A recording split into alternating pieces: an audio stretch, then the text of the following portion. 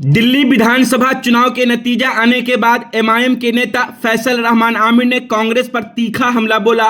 उन्होंने कहा, दिल्ली में कांग्रेस की स्थिति स्पष्ट हो गई और एमआईएम ने सिर्फ 2 सीटों पर चुनाव लड़ा, लेकिन दोनों जगह पर वह तीसरे स्थान पर रही। वहीं कांग्रेस चौथे स्थान पर रही और एमआईएम ने कांग्रेस पर एक जगह 22,000 से ज्यादा तो दूसरी जगह 27,000 वोटों से बढ़त हासिल की।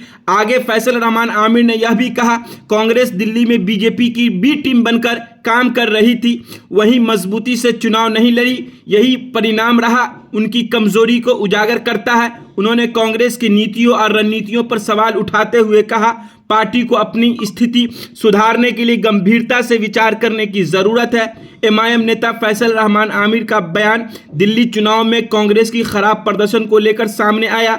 एमआईएम नेता फैसल रहमान आमिर का यह बयान ऐसे समय में आया जब दिल्ली में कांग्रेस की स्थिति काफी खराब देखी गई है। हम आगे आपको बता दें, दिल्ली में कांग्रेस ने एक भी सीट नहीं जीता। वहीं वोट परसेंटेज की बात की जाए तो काफी कम देखा जा रहा है। ऐसे में एमआईएम के नेता फैसल रहमान आमिर ने बड़ा हमला बोलते हुए कांग्रेस पर सवाल उठा दिया कि दिल्ली में अगर बीजेपी आई है तो इसके पीछे कहीं ना कहीं कांग्रेस का बहुत बड़ा योगदान है, क्योंकि कई ऐसी सीटें थी जहां कांग्रेस ने चुनाव लड़कर मजबूती से तो चुनाव लड़ा, लेकिन सफलता हासिल नहीं हुई। इसकी वजह से बीजेपी को आने में सफलता मिली है। देखिए, मुस्तफाबाद और ओखला की आवाम को और एमआईएम पार्टी के हम अपने नेता को और कार्यकर्ता को बहुत बहुत मुबारकबाद देते हैं और दिल्ली की आवाम को दिल से शुक्रिया अदा करते हैं। पहला चुनाव हम लोग दिल्ली में चुनाव लड़ने का काम किए और वहाँ की जनता जो हम पे भरोसा किए, हमारे नेता पे जो भरोसा किए, वो काबिल तारीफ है।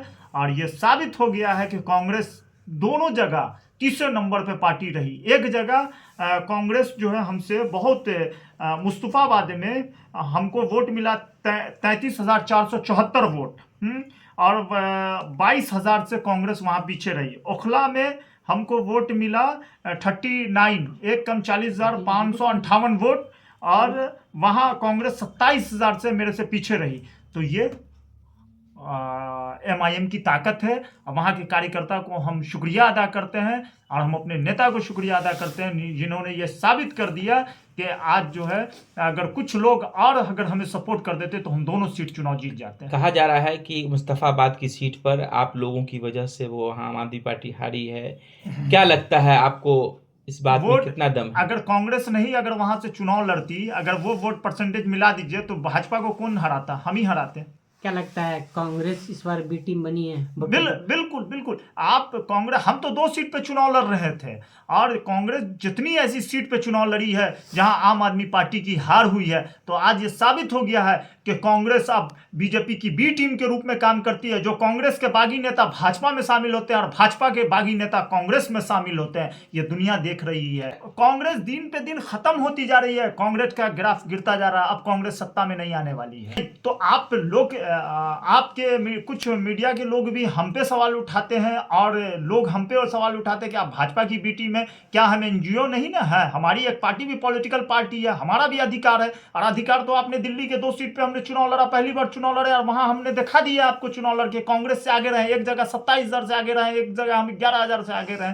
तो बी टीम कौन हुई, हम कि कांग्रेस? क्या लगता है ये दिल्ली का चुनाव आप लोगों ने जिस तरह से लड़ा और पूरी ताकत से आपने चुनाव लड़ा, लोगों का प्यार भी लगभग आपको मिला, क्या लगता है बिहार में, क्या लगता है इसकी आहट अब बिहार में भी आने वाली है इसकी? बिल्कुल, बिहार में भी हम लोग चुनाव लड़ेंगे। हमारे पार्टी का जो आदेश होगा, प्रदेश अध्यक्ष के जो आदेश होगा, हम लोग उस चीज़ों को मानेंगे। मगर 3 सीट पे हम लोगों का अभी तक जो है एक मधुबनी और 3 सीट दरभंगा में लगभग हम लोगों का तय माना जा रहा है, फाइनल है हम लोगों का। किसको आप ये कहना चाह रहे हैं, मतलब कोई खेमा है जिसको आप डरा रहे हैं बात कह करके? नहीं, खेमा की क्या बात है? दिल्ली में किसी को हम डराएं क्या? हमको चुनाव नहीं लड़ना है बिहार में। लेकिन आपको बी टीम कही जाती है, माइनॉरिटी को बिखरने वाली टीम कहा जाती है आपको सीधे तौर पे।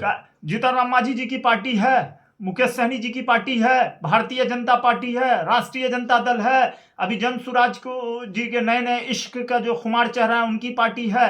तो हमारी अगर पार्टी हो गई तो कौन सी आफत हो गई? हम ही पे सब आरोप क्यों? आप तो कांग्रेस को भी कह सकते हैं बी टीम, अभी तो साबित हो गया। आप उसको नहीं बोलिएगा कांग्रेस को बी टीम। आप हम पे उंगली उठाते हैं, खुद गिरबान को झांक के पहले लोग देख ले। आखिरी प्रश्न, केजरीवाल की हार क्यों लगती है, क्या वजह बता सकेंगे?